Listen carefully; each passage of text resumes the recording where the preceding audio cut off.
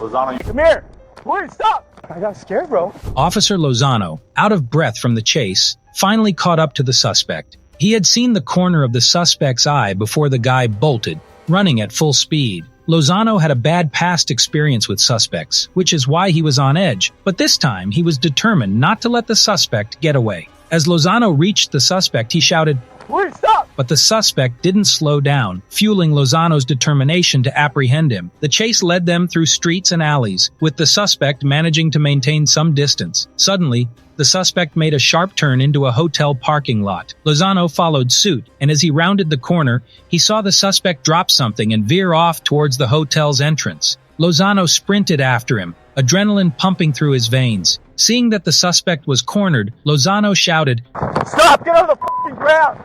The suspect complied, breathing heavily as he surrendered. Lozano wasted no time, ordering the suspect to put his hands behind his back. He wasn't about to let him slip away again. Back at the Walmart, the scene of the initial incident, Officer Gabe was dealing with another suspect who had been caught red-handed shoplifting. A female suspect had walked out with items she hadn't paid for. Gabe pulled her aside for questioning, attempting to piece together the events. Meanwhile, Officer Lozano was securing the suspect he had apprehended, his persistence paying off. The suspect's excuses fell on deaf ears. Lozano had heard them all before. I have bad past experiences, man. Well, probably because The suspect muttered, trying to justify his actions. Gabe's attention was drawn to a commotion nearby. It seemed there was another suspect causing trouble. A male suspect had taken off running, wearing all black with a black hat. Gabe and his fellow officers coordinated their efforts to catch this new suspect. As the officers worked to manage the situation, they began to piece together the larger picture. The suspects were part of a group that had been causing disturbances and shoplifting. With teamwork and determination, the officers managed to detain each suspect involved in the incident.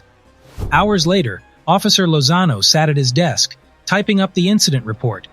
Despite the challenges and the chase, he was relieved that the suspects were in custody. As he reflected on the events of the day, he knew that the teamwork and dedication of law enforcement had prevailed once again. You better get back over here right now. What is wrong with your back? Number 2. It was September 4th, 2022, around 11:32 a.m., when officers from the Columbus Division of Police received a call about suspicious activities happening in a vacant garage. The garage had apparently become a hub for illegal narcotics activity. The officers were dispatched to the scene to investigate. One concerned individual reported, "I need to report something.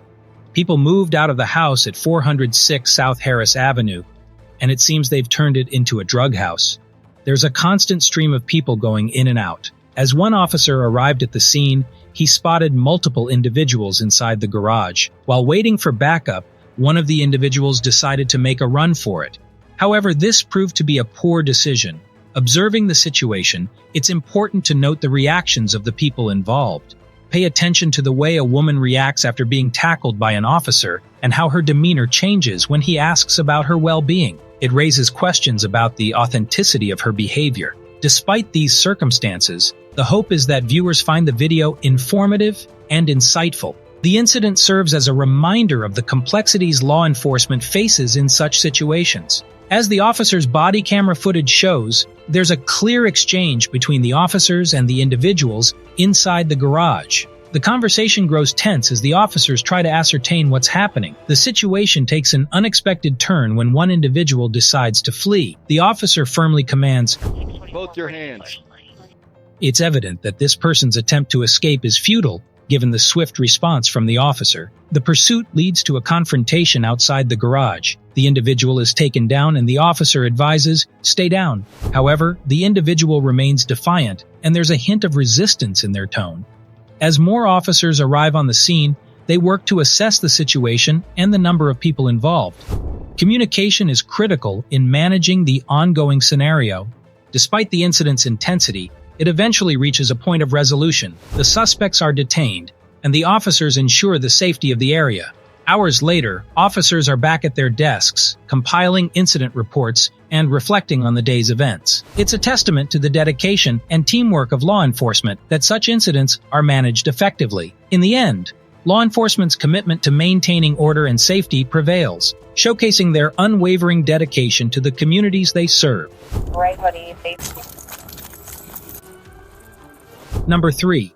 On a brisk morning of November 22nd, 2022, at the crack of 7:55 a.m., the vigilant officers of the Columbus Division of Police were summoned to action by a call that bore whispers of a burglary in the throes of unfolding.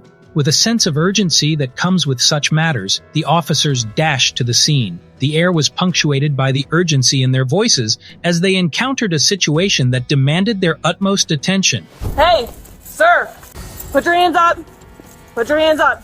The command cut through the tension as they confronted a man whose intentions seemed dubious. From a concerned voice in the background came the fragmented details of a suspicious figure attempting to breach the sanctity of a residence. There's a guy trying to break in the house. What door? The back door. What does he look like? He got blonde hair.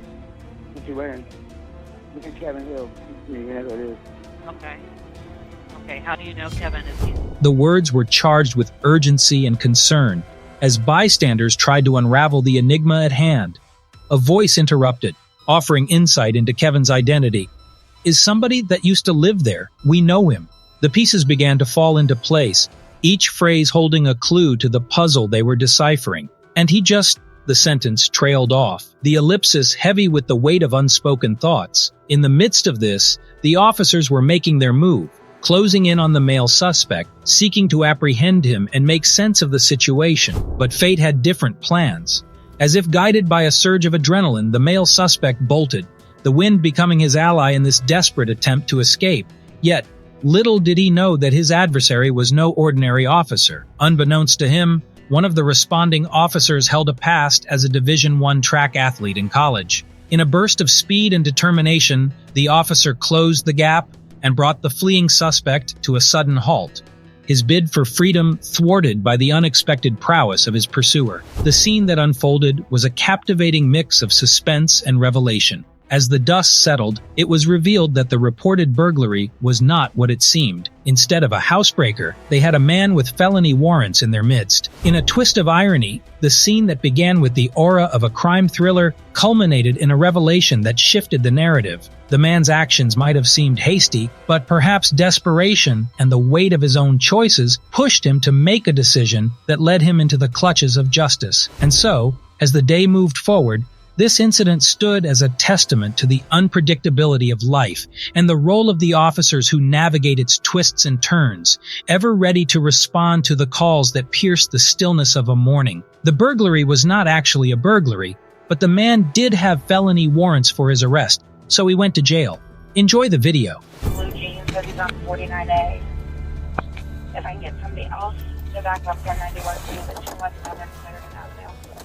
Yeah, it's actually Kyle radio. It's spelled like teal, but yeah, that's our dog. 191. We're pulling up. I copy, possibly in the rear of the building. Again, Kevin Hill, male, white, blonde hair, gray hoodie, baseball hat. Hey, sir. Put your hands up. Put your hands up. Put your hands up. Put your hands up right now.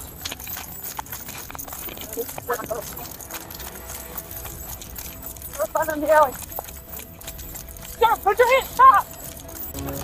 Get on the ground. Get on the ground right now. All right. We have the male behind 94. The street just, is that Highland. Highland? 94 Highland.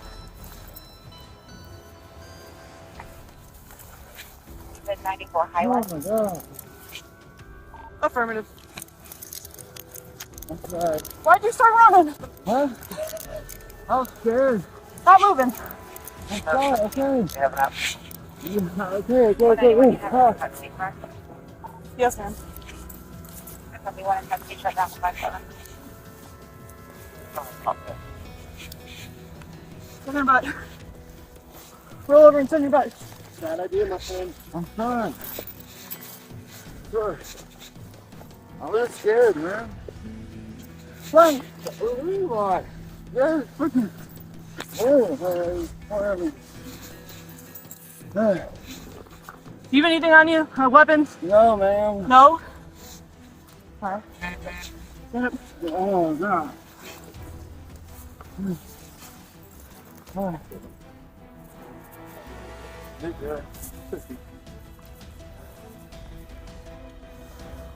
Got warrants? Yeah. Just for saw you here. No needle. Do you have any needles? No. They gave 94 South Highland. Following me. To jail. I just told you. You don't run from the police and then get cigarettes.